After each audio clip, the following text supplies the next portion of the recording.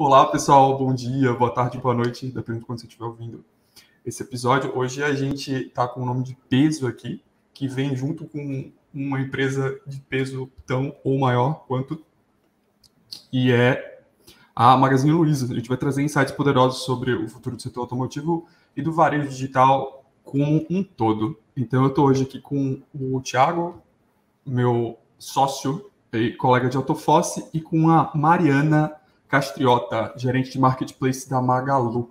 Eu vou abrir para o pessoal se apresentar aqui, começando com as damas, claro, a nossa convidada de hoje. Mari, se apresenta para o pessoal, por favor. Muito obrigada, Clênio, obrigada, Thiago, pelo convite, é um prazer estar aqui. Me apresentar um pouquinho, eu trabalho hoje como gerente corporativa do Marketplace do Magazine Luiza, focada principalmente no processo de digitalização do pequeno e do médio empreendedor. Eu tenho aí quase 10 anos de e-commerce, comecei ali quando a gente ainda era 2% do mercado. Atuo hoje também como professora de omnicanalidade, sou uma super entusiasta do movimento de digitalização dos negócios, como, por exemplo, dos negócios que a gente vai falar hoje em dia, que é do setor automotivos. Então, muito obrigada e é um prazer estar com vocês hoje. Maravilha, hein? Sensacional. Pessoal, boa noite, eu sou o Thiago, aqui sempre com vocês. Grande obrigado pelo convite mais uma vez, é sempre muito bom estar aqui com vocês.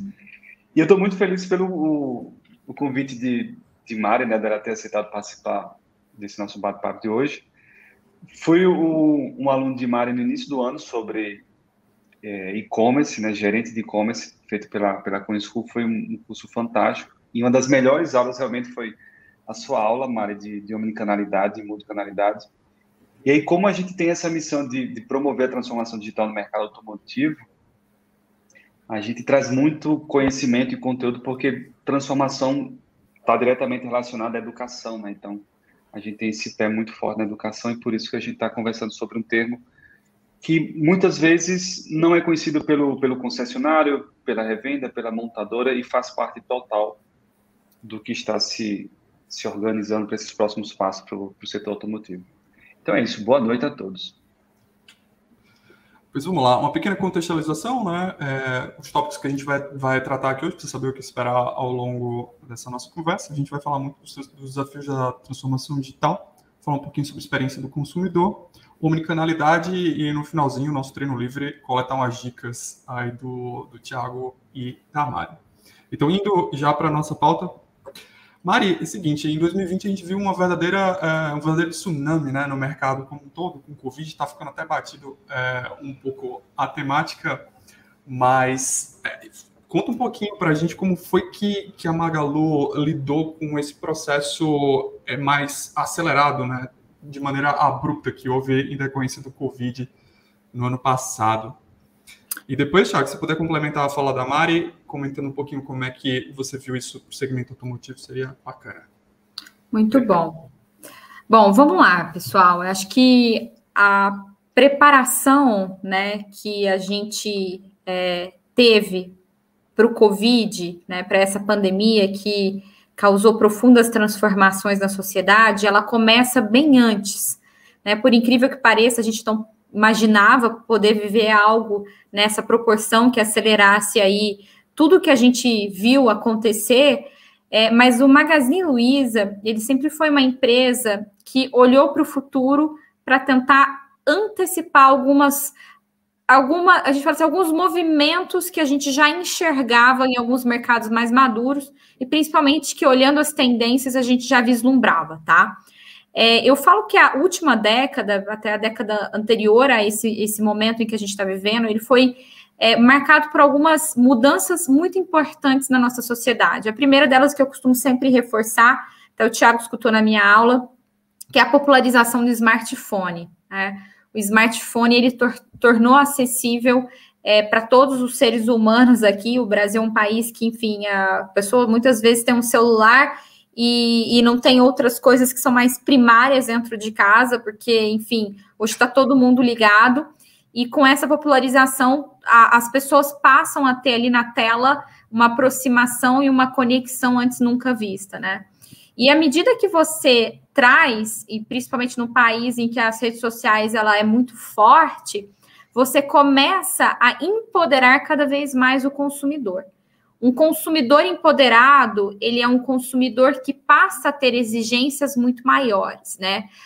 Até ali no finalzinho da década de 2010, a gente falava que normalmente as empresas no modelo meio de linha, né, que a gente chama de pipe drive, elas ditavam o que o consumidor teria. Hoje em dia já não é mais assim, né? Hoje o consumidor ele tem na palma da mão dele todas as possibilidades de escolher o que ele consome, de quem ele consome, de quem, inclusive, tem aquilo que ele tem como premissa para a cultura de vida dele, né? Se aquela empresa fala a mesma língua que ele fala. Inclusive, isso tudo, quando a gente extrapola, a gente precisa pensar, principalmente olhando ali, né, para a perspectiva do futuro que o Magazine já desenhava, para os novos consumidores. O Thiago vai ser pai aqui, ele vai entender que o filho dele vai nascer ali com a galinha pintadinha num tablet, já mexendo ali com 1 aninho de idade nas funcionalidades melhor do que ele. Essa nova geração que está entrando no mercado de trabalho, que é a geração de 18, 19 anos, do qual, inclusive, eu tenho inúmeros colaboradores no meu time que já fazem parte, é completamente diferente da minha, né? Que fui ter lá meu primeiro computador com 19 anos. E essa geração, ela já consome diferente. E ela consome diferente não é só roupa, né? Que são as digital influencers ali. Ela consome diferente a peça do carro que ela vai ter, né? É uma geração que vai ter novas necessidades. E quando a gente olhava isso, né? A gente chama isso de customer centric, que é o consumidor no centro de tudo. Nós entendíamos aqui na empresa que a forma como a gente estruturava as relações com esse cliente deveria ser diferente do que a gente estava habituado. Então, a gente passou a pensar do ponto de vista do consumidor, como eu poderia facilitar o consumo dele. E aí, né, vem o que a gente chama de omnicanalidade, que nada mais é, né, que tornar para esse consumidor a experiência única. Então, se ele quiser, por exemplo, pesquisar no online e comprar na loja física, ele vai fazer isso. Se ele quiser, por exemplo, comprar na loja física e receber em casa, ele ter essa escolha, a gente dá para ele o comodismo para que ele tenha a melhor experiência. Isso, gente, que essa omnicanalidade, ela é algo que precisa ser pensado para o futuro. Eu falo que a omnicanalidade não é simplesmente, né, eu ter todas essas perspectivas de ações que o Magazine Luiza tem, né? Eu posso ter minha autopeças pequenininha e ter ali um WhatsApp para poder atender um mecânico que está indicando a minha peça, né? A gente sabe que os mecânicos são extremamente importantes em cidades pequenas para as autopeças. Então, eu preciso ter ali uma forma de contato. Isso é multicanalidade, né? Eu posso ter um Facebook, um Instagram e outras coisas mais. Então, o Magazine Luiza foi pavimentando isso num momento em que todas as grandes empresas separavam o online do offline. A B2W e a Americanas é assim, o B2W é online e a LAS é offline, em que a Via Varejo tinha C9 e a Via Varejo. A gente foi completamente para o caminho oposto, né? Assim, inclusive era contestado isso, o pessoal falava, não vai dar certo. E o Fred e a Luísa falavam, não, vai dar certo, é isso que vai ser o futuro. E a gente conseguiu, gente, graças a essa crença que nós tínhamos do cliente no centro de tudo, ser um varejo que se valorizou muito com isso, né? A gente ganhou muito, 7.000%, tá? De valorização. A gente saiu de 400 milhões para quase 150 bilhões em 3 anos, a ação que mais valorizou no mundo, porque nós acreditávamos que precisava ter essa estratégia. Então, quando a pandemia chegou, respondendo aí, eu dei todo esse contexto, Clênio, nós já estávamos preparados, porque a gente já tinha diversificação de canais. Quando teve lá a greve dos caminhoneiros, a loja física salvou online. Quando a gente entrou na pandemia, que a gente teve que fechar as nossas 1.100 lojas, o online salvou a loja física. Então, você ampliar as perspectivas é salvar o seu negócio, tá? E isso é um caminho sem volta. Cara, fantástico, simplesmente fantástico, Mari. A gente costuma dizer, Mari, que carros são comprados e vendidos da mesma forma há 100 anos, praticamente. Os carros evoluíram, carros autônomos, elétricos, tecnologia incrível, mas a forma que você entrega, gera valor e se relaciona com o consumidor final é igual há 100 anos. É aquela loja física, uma pancada de papelada, documentação, aquela experiência terrível para você poder sair com seu carro novo, ou usado, ou por assinatura. Então, uma coisa que eu acho incrível, né, nessa tua história, e que eu uso, tá? Eu me apoderei dessa tua história, que foi justamente a greve dos caminhoneiros, loja física, dando apoio ao e-commerce, e a virada da pandemia, onde a loja virtual deu apoio à loja física. Porque os concessionários, revendas e montadoras passaram por isso. Então, imagina um negócio que está sendo feito da mesma forma há 100 anos, que chega uma crise como essa da pandemia, que pegou todo mundo de surpresa, e o principal canal que você tem para se relacionar, gerar valor, vender o seu principal produto é uma loja física. E o seu site, né, que não é uma loja virtual, não é pensado dessa maneira, ele simplesmente não consegue te entregar, você como um vendedor, os insumos necessários para que você entregue ao seu cliente o que ele realmente precisa.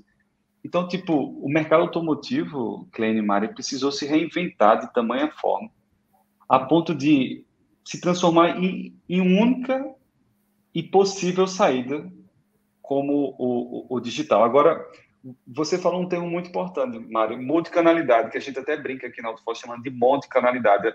Muitas vezes os dealers, revendas e montadoras, né, e todas as outras empresas desse segmento, acham que você está no digital, você tem uma pancada de canal. Você falou, tem um WhatsApp, tem Facebook, tem e-mail, tem uma pancada de coisa, nada se conversa e você acaba fazendo desserviço com o consumidor.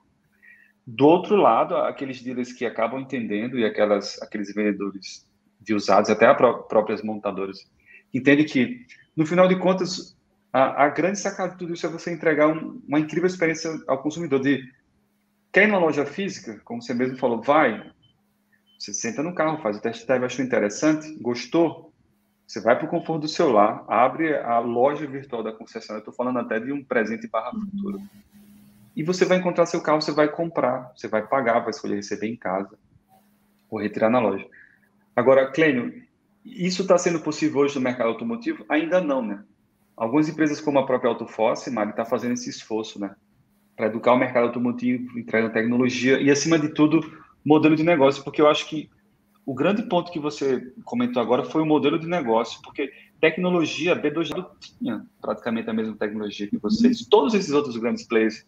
Tecnologia hoje praticamente virou commodity. Agora, o modelo de negócio, né, Mário, que vocês acabaram na contramão, eu acho que foi a grande inovação da Magalu. Isso serve muito de aprendizado e de case de sucesso para o mercado automotivo se reinventar, porque, como eu falei agora há pouco, o modelo de negócio de se vender e comprar carro ou de adquirir um carro por assinatura e por aí vai, é o mesmo. É igual a 100 anos, não tem inovação nesse modelo de negócio. E os dealers precisam entender isso.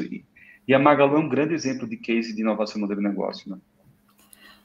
Muito bom, Thiago. Eu acho que, assim, eu gostaria até de complementar, porque, assim, muitas vezes a gente acha que as coisas não vão dar certo ou que não existe mercado até que venha alguém corajoso o suficiente para implementar uma mudança que muda completamente a sociedade, né? Eu falo muito isso dando o exemplo do Pix. Até para o e-commerce, né? A gente sabe que, poxa, é super difícil comprar carro, as coisas são muito complicadas hoje em dia. Como que eu posso facilitar? Gente, a gente nasceu num país, né, que muita gente não tem cartão de crédito, que o boleto ainda é muito utilizado, né? As pessoas recebem ali o carnezinho para poder pagar. E aí, de repente, a gente tem um Pix que a gente não imaginava, né, que seria tão bem utilizado em tão pouco espaço de tempo e muda as perspectivas. Para vocês terem uma ideia, assim, o quanto a gente precisa pensar em tirar as fricções, em ser simples, em fazer simples, vou dar aqui um exemplo de qualquer e-commerce, tá? A venda no boleto, no e-commerce, ela ainda tem uma representatividade muito grande. Quando você faz uma venda no boleto, o que você faz? Mesmo sem o cara pagar, se você tem a garantia do pagamento, você precisa reservar o estoque. Porque quando aquele pagamento cair, né, ele precisa cair e você tem que ter a peça ali reservada para o cara. Só que a taxa de conversão do boleto, ela é baixa, né? Ela não é que nem do cartão de crédito e outras coisas mais. Então, em grandes eventos, tipo uma Black Friday, como você reservava um estoque no boleto de um produto que você poderia estar vendendo e que você não tinha garantia. Agora com o Pix, gente, em 2 minutos. Né? Você está ali e você já recebe o pagamento, você já reduz o prazo de entrega, você já facilita. Então, você fica imaginando quantas coisas, quantas oportunidades a gente tem dentro desse mercado automotivo, que é um mercado que o usuário ainda não tem nada para facilitar praticamente a vida dele, né? Ou, poxa, eu preciso passar por um score, como que eu posso hoje, né, criar soluções simplistas e práticas para tornar a experiência do consumo mais facilitada? Total.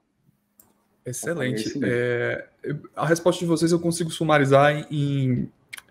Como é que eu posso dizer? Você tem uma visão e isso servir como base para a construção de um modelo de negócio, você conseguir estar preparado num contexto de mudança abrupta que quebra as pernas do mercado de um modo geral. Então, a Magalu teve essa visão, assim como a gente vem trabalhando uma visão semelhante e alimentando o mercado com isso, né? De certa forma. A Mari, você toca um projeto lá na Magalu, que é um marketplace. Se puder explicar para o pessoal o que é um marketplace, porque isso dá o gancho para a continuidade da nossa conversa.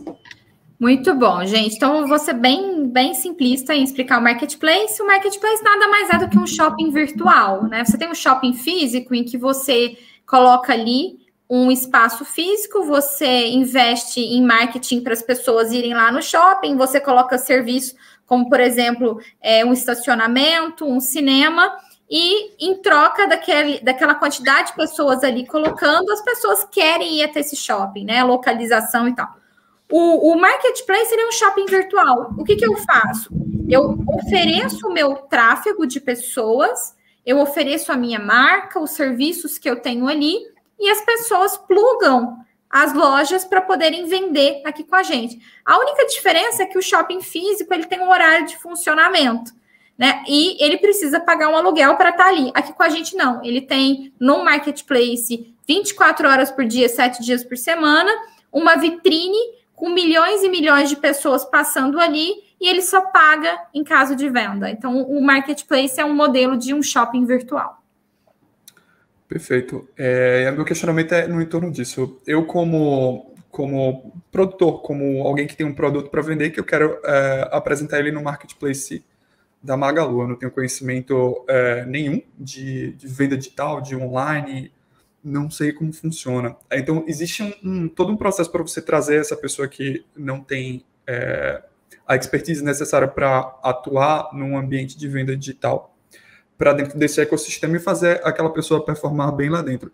É uma problemática que a gente também tem aqui na Autofoss, trazendo para o universo de concessionária. A gente vive repetindo aqui, quase toda live a gente fala dos tipos de concessionária. A gente trata internamente de concessionária 1.0, como aquela que só trabalha o showroom físico, que não dá atenção para o digital, que está desperdiçando essas oportunidades.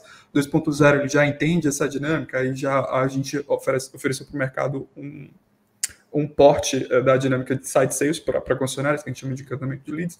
Então, esse cara já atua, ele já aproveita essas oportunidades.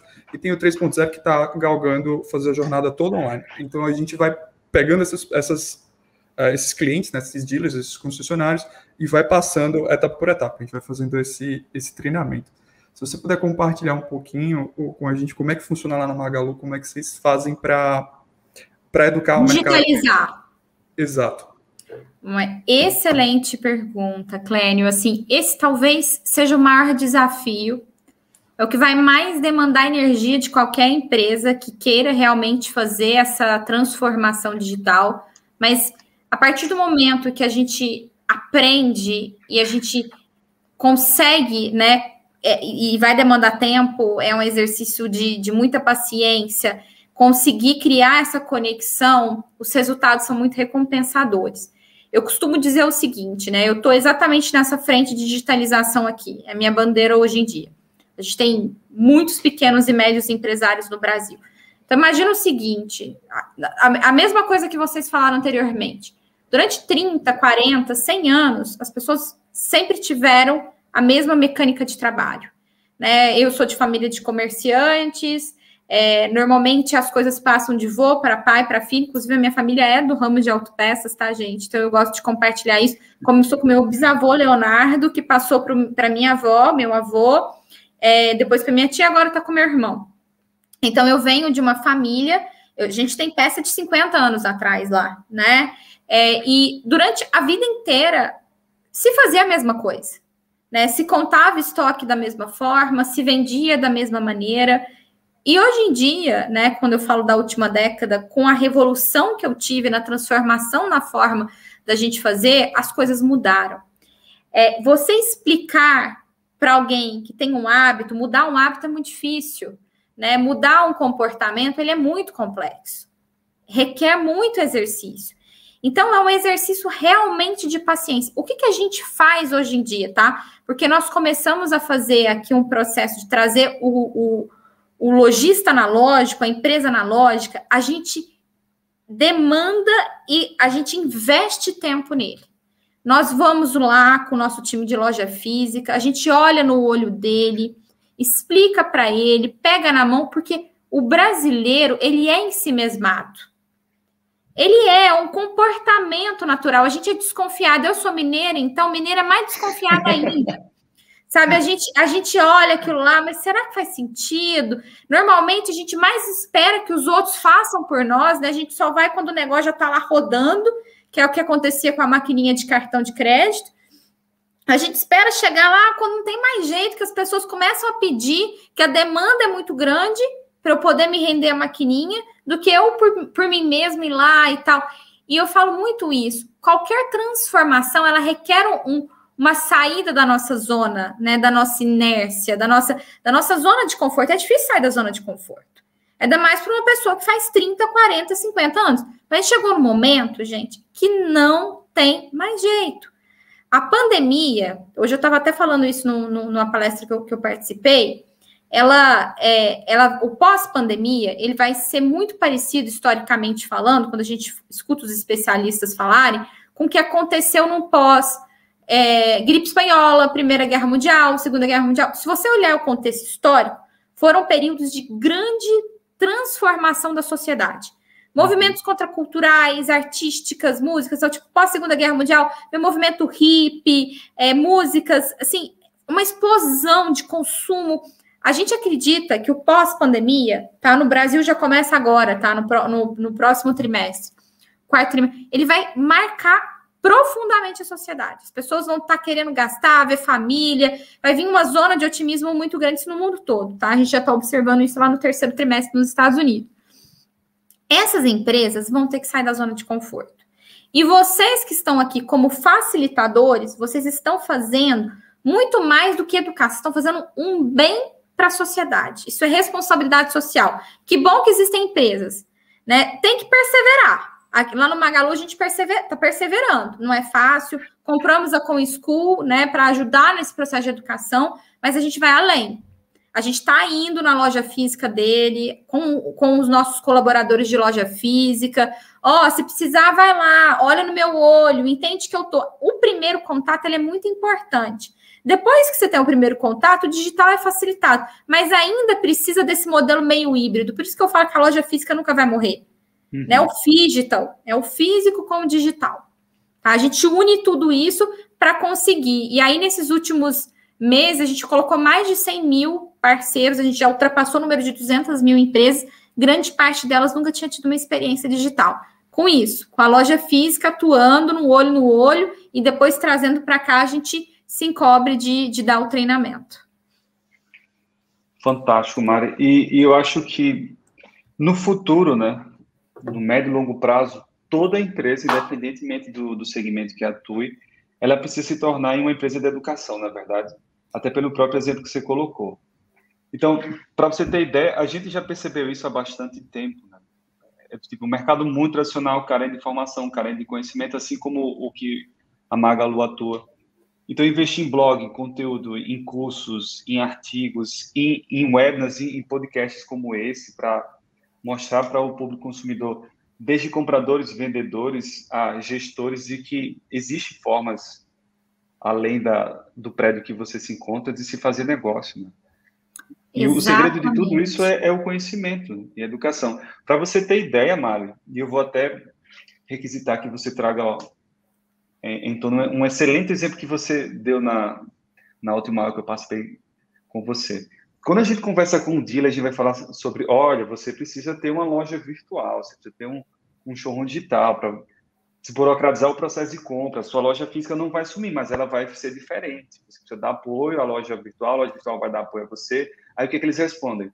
Ah, mas meus vendedores vão boicotar a loja virtual, eles não vão entender, tem que ter calma. Aí tem um jurídico que... Não, e como é que a gente vai se adequar à lei do Código de Compra do Consumidor, do retorno... E começa a criar, sabe, aquela nuvem negra de não dá, não pode. E, tipo, todos os sinais já foram dados a esse indivíduo. E aí eu me lembro que você me deu um exemplo muito bom sobre a Farm Rio. Você lembra da Farm? E eu estou usando esse exemplo para apresentar os dealers. Eu falo, cara, eu vou te dar um exemplo que eu aprendi com a menina chamada Mariana, que falava justamente sobre o conflito de vendedor de loja com o e-commerce. Fala para a gente sobre esse case da Farm, porque é o que a gente escuta dos dealers. Não, se eu criar uma loja virtual, meus vendedores vão boicotar tudo e eles não querem e vai gerar uma confusão. É melhor a gente ficar do jeito que está.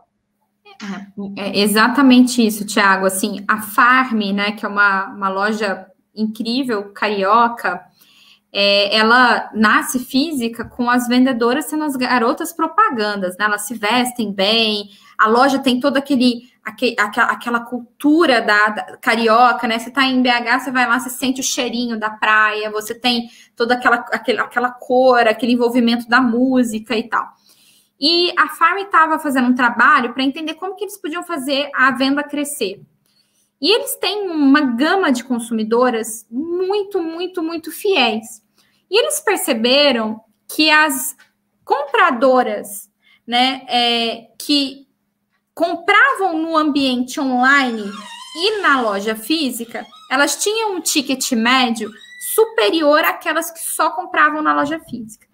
Só que as que compravam online e na loja física ainda era um percentual muito pequeno. Se não me engano, era 20%, né? Eu trago isso, tenho na minha apresentação, mas eu não estou lembrando de cabeça que número que é. Mas era algo em torno de 20% das clientes que compravam nos dois ambientes, elas gastavam mais do que aquela que só comprava no ambiente online. E aí eles pensaram o seguinte, qual que é a forma que eu tenho de aumentar uma receita, né? Ou eu trago novos consumidores, que é um exercício grande, né? O custo por aquisição de um novo consumidor normalmente é muito mais alto. Ou eu faço com que os que são recorrentes gastem mais.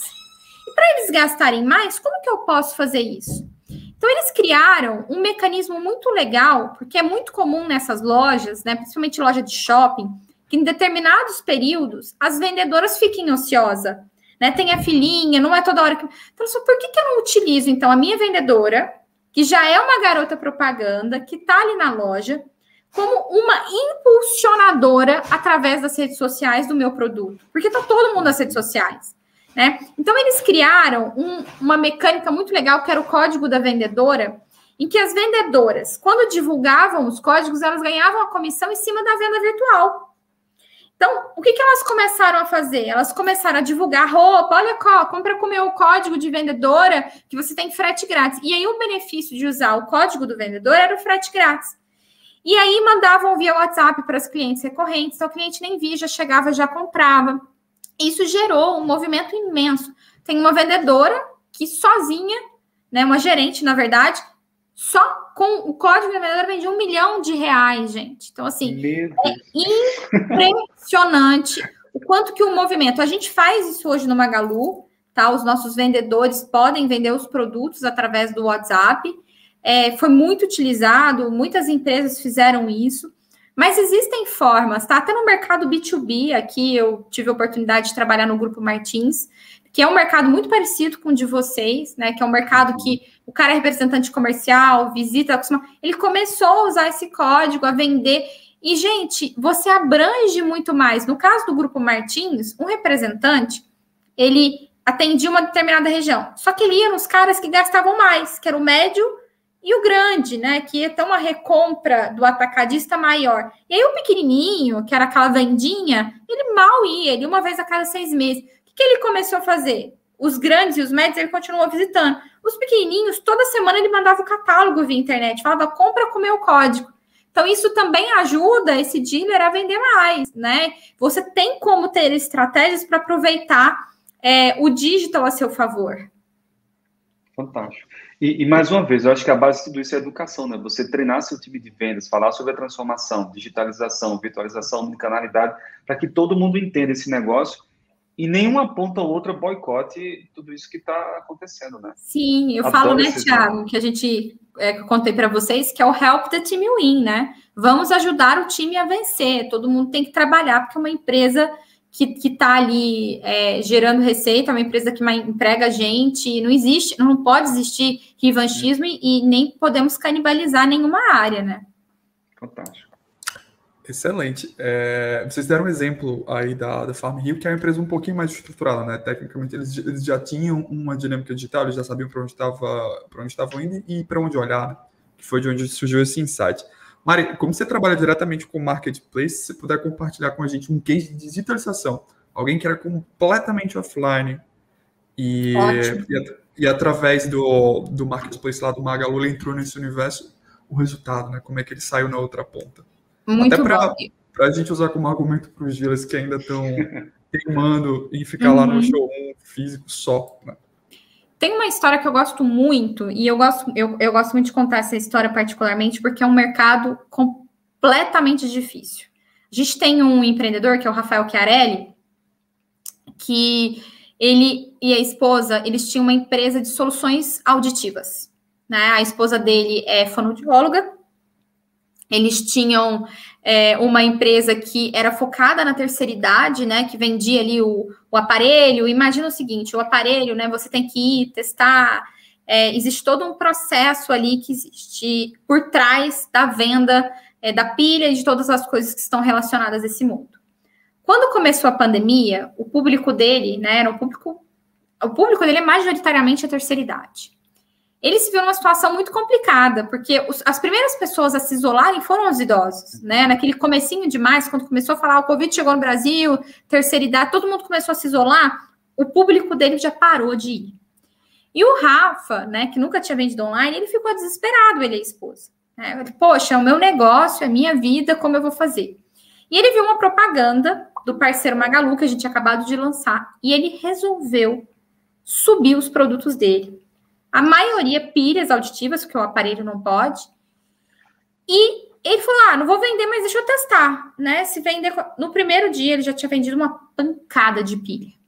Uma pancada. E ele começou a não acreditar. Ele falou, gente, não é possível que isso está acontecendo. O que está acontecendo? E aí ele começou a ver, né, que a terceira idade, que ele imaginava que não comprava online, que ele não tinha público, ia começar. Para vocês terem uma ideia, gente, o Rafael e a esposa começaram a vender.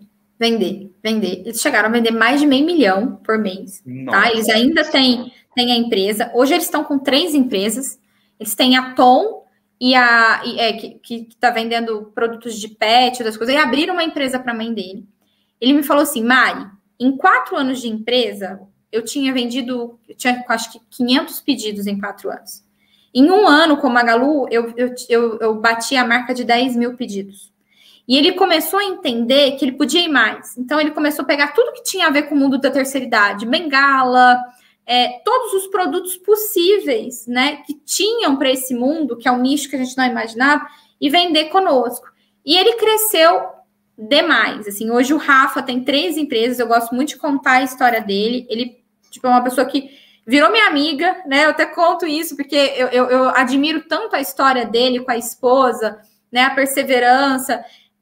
Ele estudou, hoje eles estão empregando várias pessoas, tem mais de 10 pessoas na empresa deles. Eles saíram de uma situação complexa, né? Ali de desesperança do que vai acontecer para um boom de transformação na vida do casal, sabe? Então, assim, eu vejo história como essas, né? Assim, com muita frequência. Eu contei especificamente a do Rafa, porque eu tenho inúmeras outras para contar, porque era um público de terceira idade, né? Você vai falar assim, poxa, vai vender pilha auditiva. Fantástico. No Magazine Luiza, assim, qual a chance de eu resolver minha vida? E resolveu. Assim, gente, pode até seguir o Rafael Chiarelli aí no Instagram e podem perguntar para ele, porque ele vai confirmar isso que eu estou contando para vocês, tá? Fazendo agora isso. Eu tô matando Eu tô com vontade de arrumar alguma coisa para vender no marketplace. Né? Pois é, gente, tem muita coisa legal. Já dá para vender carro no marketplace da Magalu, será? Ainda não, Thiago, ainda não. A gente tem muita gente querendo vender carro no parceiro Magalu. Vez ou outra aparece uns que botam anúncio lá que a gente tem que derrubar, mas é porque o carro ele tem um ticket médio mais alto, né? Você tem toda uma questão de crédito. É difícil alguém ter um cartão de crédito aí sem limite para poder comprar um carro em poucas parcelas, né?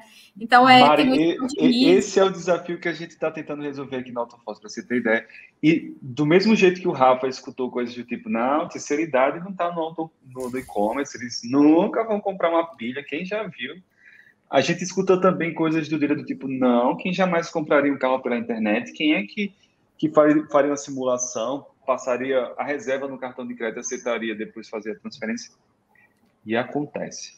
Para você ter ideia, a quantidade de clientes nossos que venderam carros pelo Instagram e pelo WhatsApp é absurda. E depois, com o surgimento do Pix, como você mesmo falou, ninguém vai comprar carro pela internet. O brasileiro gosta de sentir o cheirinho do carro, sentar no... É verdade. Mas não é só isso, porque carro acaba sendo um commodity, principalmente o carro novo, né? Então, depois que alguns dealers aprenderam isso, você, né? Eu adoro tudo pela internet, tá, gente? Assim, eu tenho pavor de ir em concessionária, porque eu tô assim... Não crítica, não, é porque eu tenho preguiça mesmo, sabe? De ir, sentar no carro, eu sou muito prática. Meu marido agora, ele tá numa fase de trocar o carro. Aí ele pesquisa, ele olha, assim, pra gente não vai fazer diferença, porque a gente mais ou menos já sabe, né, assim, o que a gente quer, o que a gente tá procurando. Então, aquilo que a gente falou, né, Thiago, da experiência que o Alibaba implementou com a Ford, né, se eu quiser fazer o test drive, eu prefiro fazer um test drive mais ou menos de autosservice, alguma coisa mais legal. Acho que tem muitas experiências. A gente vai ter todos os tipos de clientes, tá? A gente não pode ir para um extremo nem outro. Vai ter gente que vai querer o atendimento e outras coisas mais. Mas eu acho que existem formas, né? Não à toa, o OLX... o próprio Mercado Livre, ainda tem muita gente que anuncia ali e fazem vendas, né? A maioria das pessoas, quando querem vender um carro usado, elas anunciam em alguma plataforma, né? É como vocês falaram, né? A omnicanalidade não tem para onde correr, você tem que estar onde o seu consumidor está e atender ele da melhor maneira possível. Você falando das experiências, porque isso vai variando de acordo com as faixas, né? Basicamente, a gente já é mais ligado nisso, quem vem depois da gente, então nem se fala. Eu mesmo, eu escolhi o carro pesquisando online, eu falei, não quero dar margem para ficar com um carro que não vai atender as minhas necessidades. Fui numa movida da vida, peguei o carro, passei uns dias rodando com ele, show de bola, é o que me atende. E pedi, né? No meu caso, por assinatura, eu assinei digitalmente, mas não fiz isso tudo e não pisei na concessionária. Até porque a dinâmica é diferente, né? Por mais que você entre no showroom, que você veja o carro que você sente, que você sinta, até consiga fazer um test drive, mas acaba sendo muito pontual, né? Por menor você não vai ver, tipo, será que eu vou conseguir colocar tal coisa que eu tenho que transportar com tanta frequência na mala? Esse tipo de coisa não dá. Então, acaba sendo uma jornada diferente, tem as mais diversas possíveis e imagináveis. E o desafio é a gente cobrir, né? Então, estamos nessa jornada. Muito bom, gente, mas eu acho muito legal todo esse trabalho. Eu preciso reverenciar esse trabalho incrível que vocês estão fazendo, porque... quando ninguém está olhando, quando todo mundo fala, nossa, é difícil, é complexo, que surgem as coisas mais maravilhosas, e a gente tem que acreditar, né? A gente tem que perseverar nesse movimento aí de transformação, porque é um caminho sem volta. Total. Me chamou a atenção, Mari, que no início desse nosso papo você falou sobre vocês terem a coragem, né, de ter ido por esse caminho, de ter remodelado todo o modelo de negócio da Magalu. A gente chama isso aqui de insurgente, né? Empresas e pessoas que querem quebrar o status quo, fazer diferente, enquanto a gente tem outras empresas e pessoas que são os incumbentes, que querem manter aquele negócio, né? Não é assim que a gente sempre fez, é assim que tem que ser, quem já viu, não vá por aí, que maluquice é essa, tenha cuidado, e faz parte, né?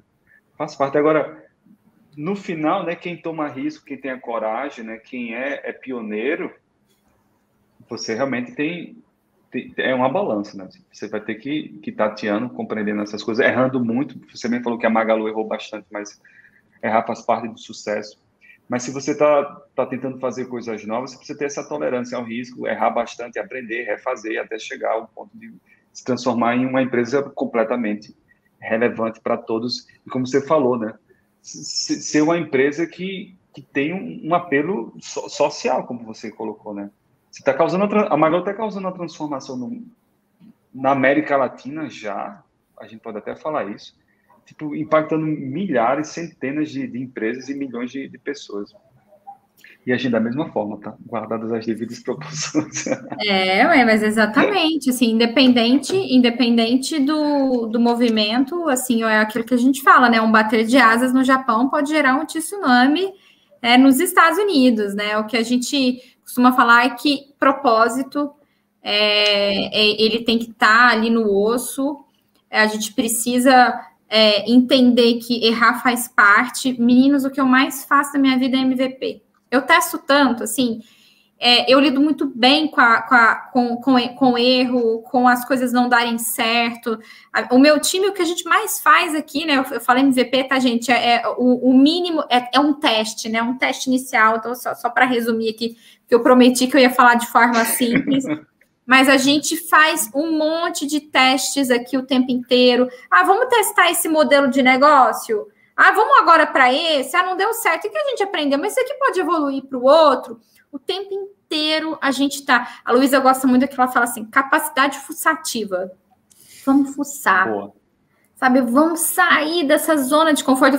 Eu falei isso na aula do Thiago. O que faz o sapo pular, gente, não é a vontade, é a necessidade. Mas se a gente pode pular por vontade, vamos fazer isso antes que outro faça, porque depois é tão mais difícil tirar a energia que você demanda para correr atrás do negócio, ela é muito maior do que aquela que você faz por livre e espontânea vontade. Então, vamos começar, vamos empreender, né? Aqui no Magalu, a gente é uma empresa grande demais, mas a gente fala que a gente tem uma mentalidade de startup, porque o tempo todo a gente está ali indo atrás, ninguém entende. Nossa, vocês compraram a Jovem Nerd, que é que você está falando, né? De educação.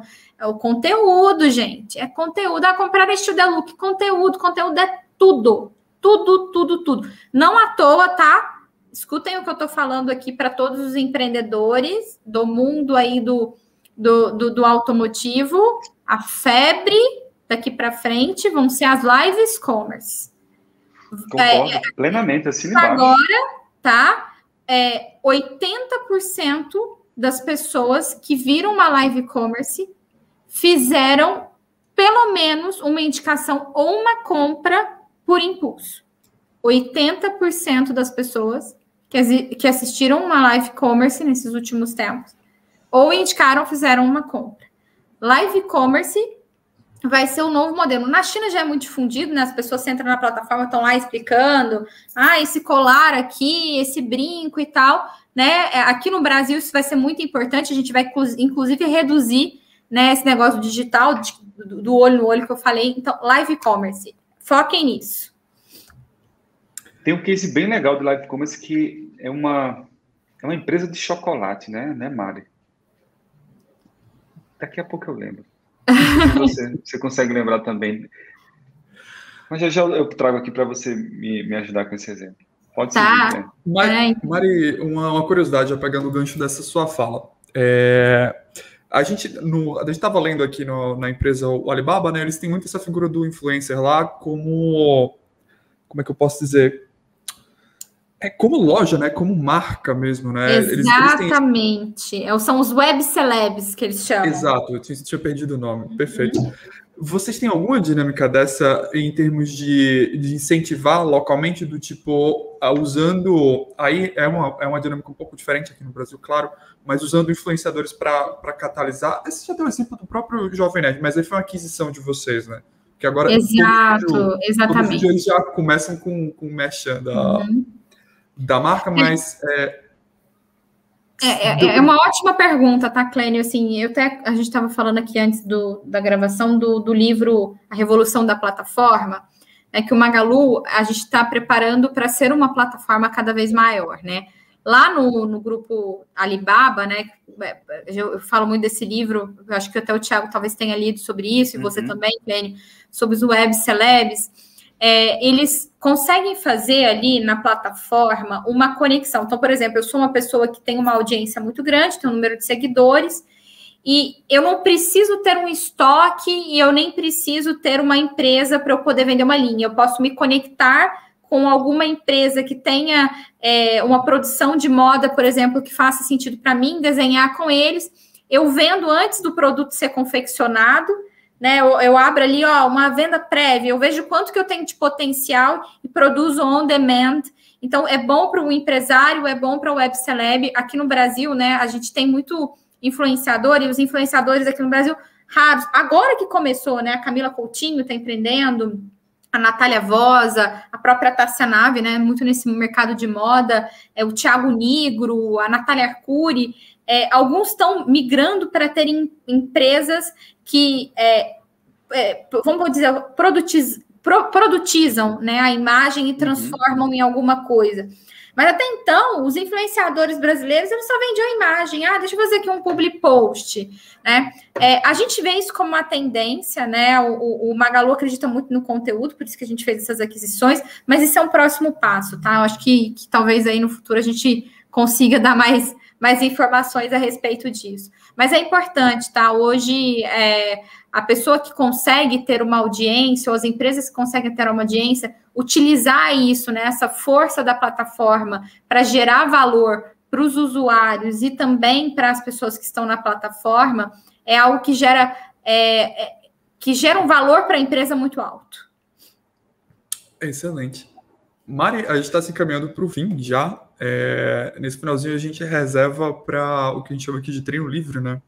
Que é um espaço para a gente compartilhar dicas aí, pode ser livro, podcast, filme, qualquer coisa que você julgue relevante ou interessante para que a audiência consuma. Então, por favor, fica à vontade. Thiago, depois compartilha com a gente aí o livro da semana. Legal. Bom, hoje eu vou recomendar um livro que, enfim, eu fiz até rodas de estudo na minha equipe, que é um livro da Netflix, que é A Regra Não Ter Regras. Boa. Tá? Porque, embora eu já falei aqui da revolução da plataforma, né, do Sanguite e do Alibaba Estratégia de Sucesso, que, enfim, é maravilhoso, eu sempre indico. Eu gosto muito desse livro, A Regra Não Ter Regras, porque a gente aprende, né, ali como que a Netflix conseguiu criar uma cultura de inovação e de mudança tão rápida nesse mundo, né? Como que ela empoderou, né? Essa terminologia empoderar, as pessoas nem gostam muito, mas realmente é isso. Ela deu poder para as pessoas saírem da caixa, pensarem diferente, mas com uma autonomia, com responsabilidade, sabe? Que é muito interessante. Eu falo assim, gente, se vocês puderem investir na empresa de vocês, porque a educação, né, que a gente está falando aqui, Thiago, Clênio, que vocês estão fazendo no podcast, ele tem que começar também nos colaboradores. Então, eu falo, gente, eu pego os líderes da minha equipe, eu mandei esse livro de presente para eles, vamos discutir. Capítulo 1, o que vocês aprenderam? Capítulo 2, o que vocês aprenderam? Por quê?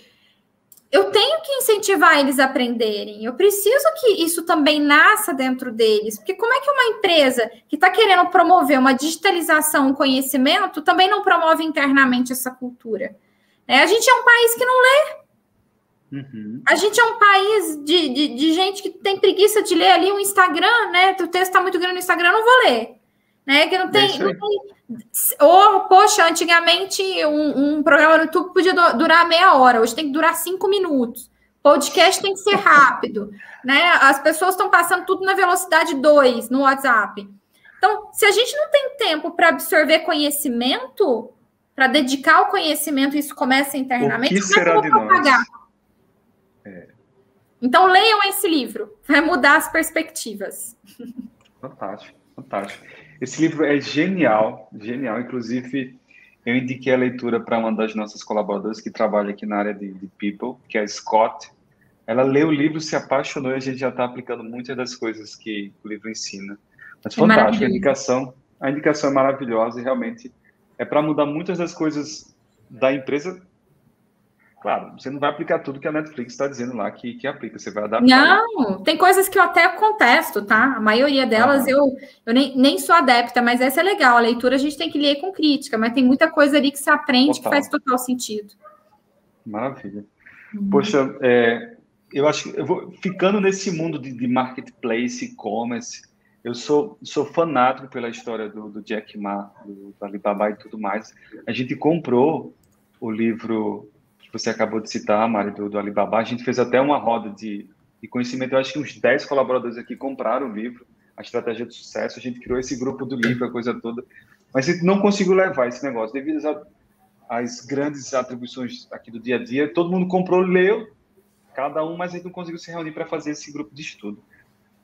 Fica até aqui o puxão de orelha, tá? Exato. Leiam um livro, gente, a cada 2 meses, sabe? A cada semestre, coloca lá. Tem tanta coisa legal, gente. Tem tanta gente fazendo coisa interessante, dividindo.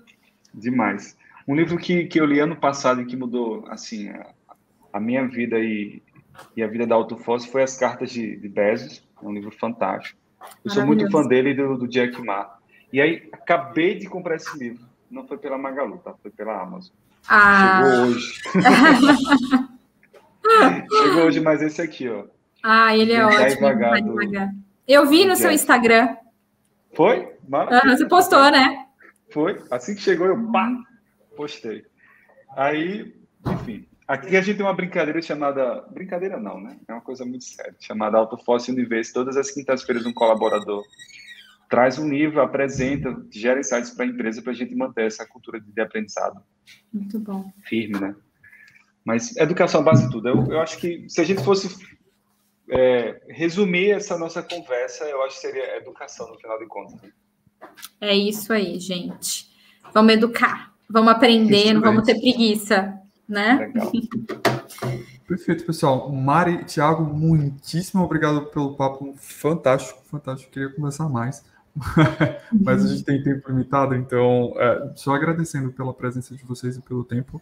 O conteúdo foi muito bom, a galera vai gostar, não tenho a menor dúvida disso. Então, obrigado. Fica à vontade para vocês deixarem agradecimentos, jabás e informações extras. Quero só deixar um abraço aí para a audiência de vocês, gente, perseverem, porque dá tempo, né? O momento é agora. Muito obrigada, viu, Thiago e Clênio? Eu adorei bater esse papo, que a gente possa repetir aí, fazer uma dobradinha em breve. Nossa, com certeza. Se você já deixou assim o convite, com certeza a gente vai puxar por ele. Então, Mari, muito obrigado. Eu não tinha dúvida que seria um grande bate-papo e uma grande aula também. A minha deixa é: curta o nosso conteúdo, ative o sininho aqui no YouTube, compartilhe esse podcast com seus coleguinhas do mercado automotivo e vamos educar todos os times da sua operação e promover essa transformação digital no mercado automotivo. Até breve. Um abraço. Tchau, tchau. Tchau.